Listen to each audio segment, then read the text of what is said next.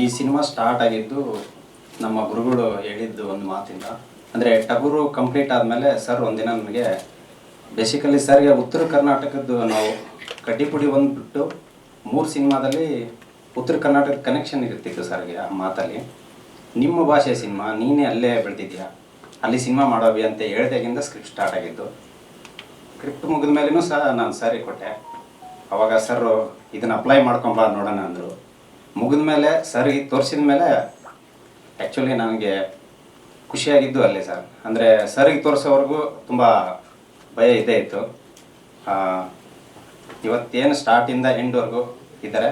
ನನ್ನ ಗುರುಗಳಿಗೆ ತುಂಬ ಥ್ಯಾಂಕ್ಸ್ ಹೇಳೋಕ್ಕೆ ಇಷ್ಟಪಡ್ತೀನಿ. ಮತ್ತು ಹಂಗೆ ಈ ಟ್ರೈಲರ್ ಲಾಂಚ್ ಮಾಡೋಕ್ಕೆ ಬಂದಿದ್ದು ಧನಂಜಯ್ ಸರ್ಗೂ ತುಂಬ ಥ್ಯಾಂಕ್ ಯು ಸರ್.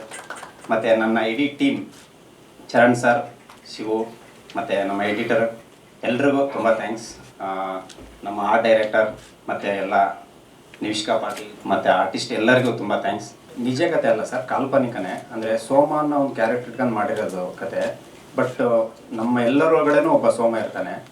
ಅದು ಏನದ 15ನೇ ತಾರೀಕಿಗೆ ಗೊತ್ತಾಗುತ್ತೆ ಸರ್.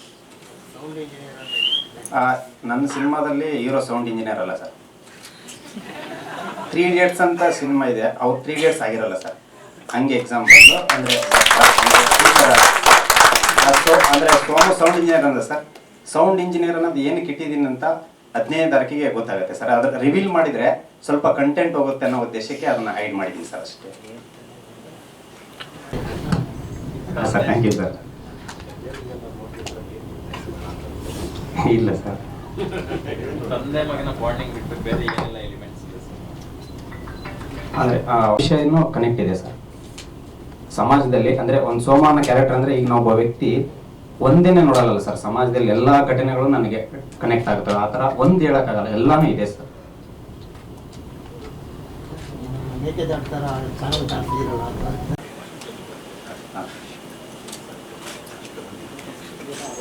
ಅಂದರೆ ಸರ್, ನಮ್ಮ ಸರ್ ನೋಡಿದ ತಕ್ಷಣ ನಾನು ಕತೆ ಹೇಳಕ್ಕೆ ಬಿಡಲ್ಲ ಸರ್ ನಮಗೆ. ಅಂದರೆ ಸ್ಕ್ರಿಪ್ಟ್ ಕೊಡಬೇಕು ಅವ್ರಿಗೆ ಸರ್ಗೆ. ಓದಿದ ಮೇಲೆ ಜಸ್ಟ್ ಒಂದು 10 days ಆದಮೇಲೆ ನನಗೆ ಫೋನ್ ಮಾಡಿ ಮತ್ತೆ ಅವರು ವಾಪಸ್ ನನಗೆ ರೈಟಿಂಗ್ ರೂಪದಲ್ಲೇ ಕೊಡ್ತಾರೆ ಸರ್. ನೀನೇನು ಮಾಡಬೇಕು, ಎಲ್ಲೆಲ್ಲಿ ಇದೆ ಅಂದರೆ ಮಿಸ್ಟೇಕ್ಸ್ ಎಲ್ಲಿದೆ ಅನ್ನೋದನ್ನು ಬರದೇ ಕೊಡ್ತಾರೆ ಸರ್.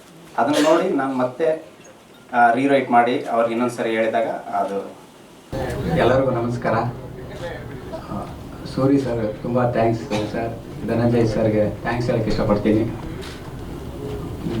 ಎಲ್ಲ ಅವಕಾಶ ಕೊಟ್ಟಂಥ ನಮ್ಮ ಅಭಿಯಣ್ಣಗೆ ಮತ್ತು ಎಲ್ಲ ಟೆಕ್ನಿಷಿಯನ್ಸ್ಗೂ ತುಂಬ ಧನ್ಯವಾದಗಳು.